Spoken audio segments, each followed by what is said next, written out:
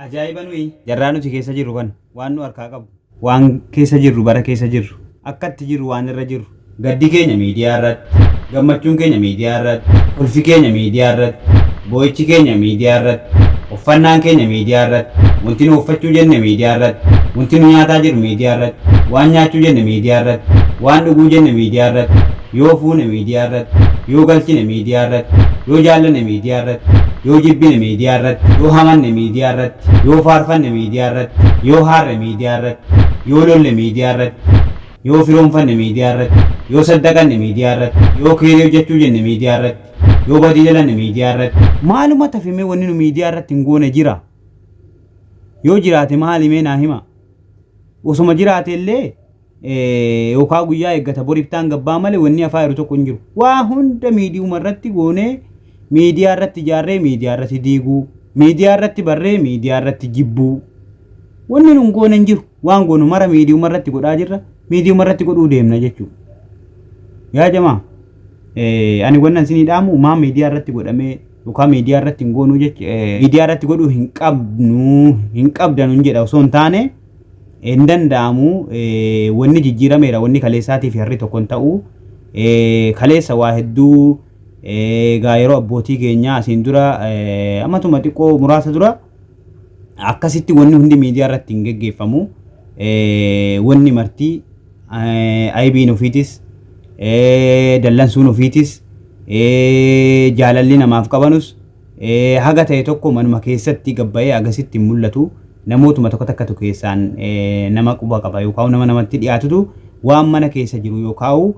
waan namni tokko itti jiru beeka malee akkasitti addunyaan guutuun hawaasi guutuun nama hin beeku ture jechuudha. Har'a garuu teknooloojiidha wanni marti jijjiiramee jirti wanni akka kaleetti deebi'uu hin dandeettu. Walumaa galatti wanni nu wal hubachiisuu qabnu yookaan beekuu qabnu walillee beeksisuu qabnu akka kaleessaa sana haa taatu jechuun hin danda'amu. Dhaloonni ammaa akka nuti kalee barbaannu sana yookaan turre yookaan turame sana fudhachuu hin danda'u. Garuu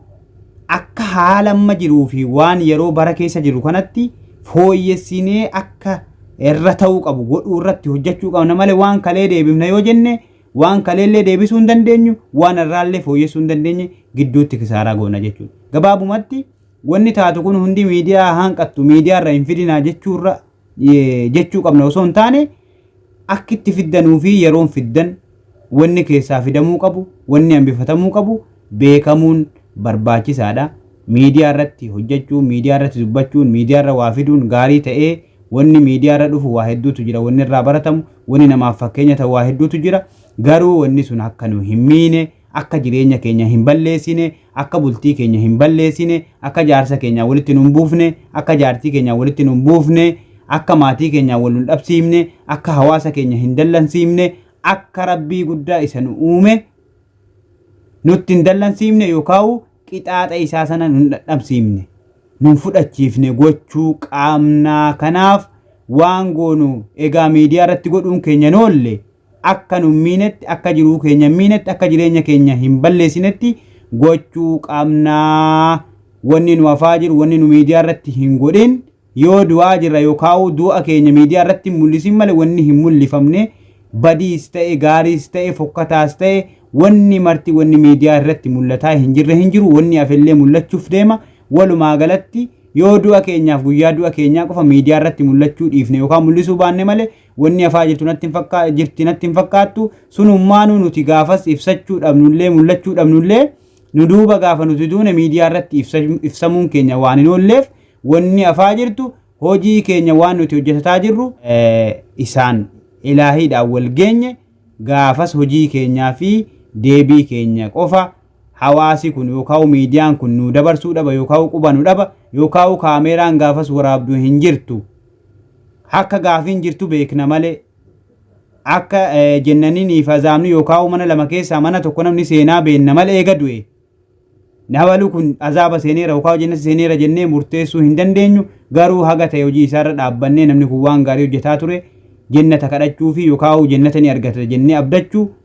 yoo badiillee yookaan rakkina isaa dogongora isaallee argaa turrellee nama biddaati jennee murteessuu hin dandeenyu waan gaarii inni hojjetee dhuffatee inni niif rabbii wal biraa qaban waan hin beekneef nu murteessuu hin dandeenyu garuu manuma lama keessaa mana tokko akka dhaqe quba qabna waan inni keessa jiru waraabbannee miidiyaa irratti maxxansuu yookaan miidiyaan kaameeraa yeroo sana waraabdu hin jiru gaafa biyya duniyaa irraa deemne jechuudha. Kanaaf hamma danda'ametti miidiyaa kanarratti waan jireenya keenya hin balleessine, waan itti gala keenya hin balleessine, waan hawaasaan illee wal hin dhabsiifne jireenya keenya hin balleessine gochuu qabnaa malee miidiyaa irratti hin godhinaa hin goonu jechuun waan danda'amu natti hin fakkaatu. Wanni marti haala yeroo waliin deeman isin jechuu barbaada. Asumaan obboleewwan keenya obboleessa keenyaaf obboleettii keenya wal abdanii turtan baga haraaramtan haraaramanii jiran jedhanii warri ammootu akka haraaramanii fi waa hedduu godhaa turtan hedduu galatoomaa ulfaadhaa barakadhaa. Jarreen araarfamtan illee waan darbeerraa fakkeenya fudhachuu qabdu. Hamma booda waldhabbeen keessan mana keessatti jaarsummaan keessan mana keessatti jaarsi keessan isin ta'uu qaba. Isin walii wal araarfachuu qabdan, isin walii hofsuu qabdan, isin walii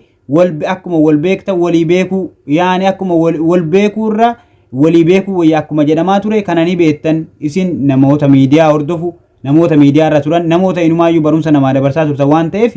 isiniif himuu hin qabnu. Garuu ammootu namni namaaf himeef ofiif himu yookaan ofiif ittiin hojjetu jechuudha. Tarii namni waa'ee namaa beekee waa'ee ofii wallaaluu danda'a. Yeroo ammaa namoonni baay'een waan namaa beekan waan hawaasaa beekan malee waan ofii jiru ofii akka itti jiraatanuu fi waan jiru hin beekanu jechuudha. Kanaaf jarris namarraa baratan.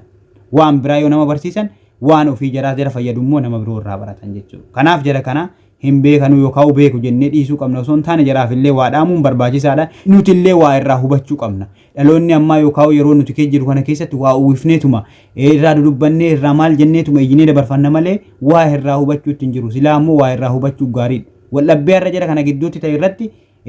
waa hedduu gidduu seene nama hedduu gidduu seene jedhamee dubbatamaa jira. Waa hedduutti irraa dubbatamee ture. Waan kanarraa waa hedduu hubachuu dandeenya. Kana jechuun akka jaarsaaf jaartii namni gidduu seenuu danda'u, akka jaarsaaf jaartii namni addaan baasuu danda'u, akka ijji namaa keerii hin qabne waa hedduu kanarraa hubachuu dandeenya. Nu'iif jarri kun ofiif miidhan malee ofiif wal mufachiisan malee ofiif honneen jaraa cabde garuu hamma honneen jaraa ni fayyiti wal argatan walitti deebi'an malee ofiif waan adda addaa keessa seenanii aarii keessa seenanii tarii waa balleessuu tarii arrabaa waa jechuu tarii walillee mufachiisuu namallee mufachiisuu rabbiin illee ofiif dallansiisuu mala malee haga tokko jarri wanni jarri nu miidhan hin jiru. Garuu silaa nuyi barumsa ta'anii jiran. Kana jechuun namni yoo maal godhe sadarkaa kanarra ga'a yoo maal godhe sadarkaan akkasiisa qaqqabuu afaasa jedhu adda baafannee beekuu dandeenya. Akkasuma akka miidiyaan kun dhiibbaa miidhaallee namarratti fidu akkasuma hawaasi miidiyaa kanarra jirullee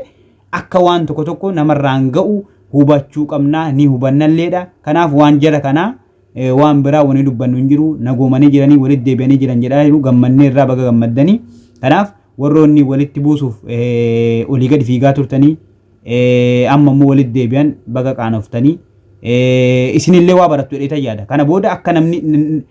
yoo rabbiin biraa dhufte malee namni tokko walitti nama buusuuf ka'ee walitti nama buusuu hin dandeenye yookaan adda baasuuf ka'ee adda baasuu hin dandeenye ni hubattu jedhee tayyaada. Asumarraan isinillee waa baradha. Dubbiin galuuf rabbiin waa taasisu jaraa miidhiin waa hunda taasisu rakkoo muumintoota kan jara yaachisu nama diinee kanaaf fidaa of taasisu rabbiin waa taasisu jannatatti yaale ala kitaabillahi sunnatu rasuuli.